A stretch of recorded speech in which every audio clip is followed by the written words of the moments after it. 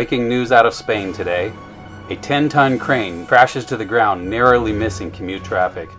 From this dash cam video, we can see that the crane has lifted a load that is much higher than it is rated for. Officials say that Juan Wobble-Robbie is being held on suspicion of drinking while on the job. By using the same forensic tools as seen on Chicago PD, Miami Vice, and even the Andy Griffith Show, we are able to zoom in and get a better look at what has caused the problem. Once the image has been digitally enhanced, you can clearly see that the crane operator tried to lift a DRZ400. Yes folks, that's right, a Suzuki DRZ400. Officials say that Juan Wobble-Robbie had no idea how heavy the motorcycle was.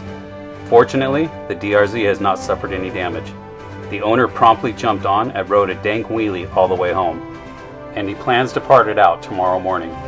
This has been Steven Sessler from Send It News, signing off, and have a good evening.